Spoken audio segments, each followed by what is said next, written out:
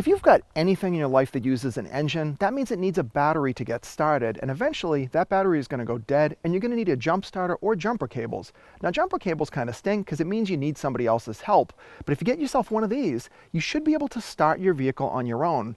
This is a battery powered jump starter. Now this one is made by Hulkman. It's a model 8.5 and they call it that because it's supposed to be able to jump start up to an 8.5 liter engine. Now that's like the size of a huge truck, but this thing's got a major problem. It can't even jumpstart this little tiny ATV.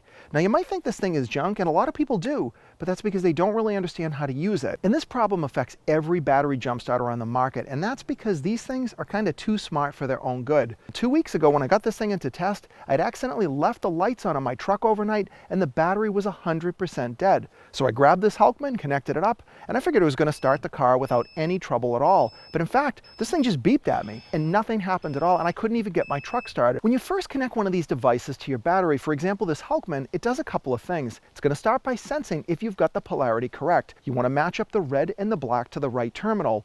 But if you're in the dark or you just make a mistake, you could do it wrong. This device will sense the polarity, it'll beep, and it'll actually protect you from starting the engine incorrectly. But the second thing it detects is where we get into trouble. It needs to sense voltage coming from the battery. Now you're thinking, if you've got a dead battery, how could there be any voltage? Well, in fact, most batteries are going to have a little bit of voltage left, even if they're not capable of starting your car. If you've got a battery that is totally flat, meaning it's 0 volts or even under 1 or 2 volts, these jump starters aren't able to sense the voltage and they will not allow you to jump start your car.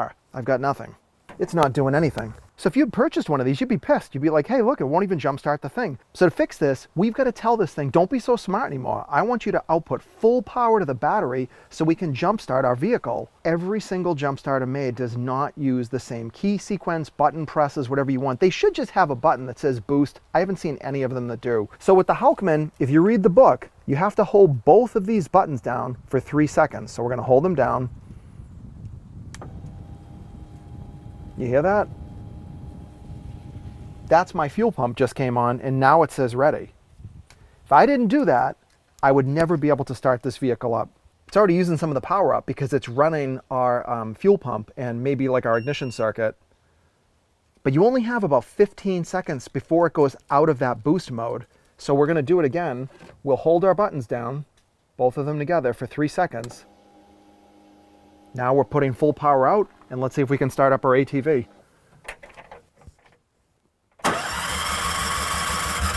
This ATV sometimes takes 2 starts anyway. There we go. So here's the bottom line about these things. This Hulkman is actually a really good jump starter. I've jump started a bunch of stuff. I used it for my golf cart.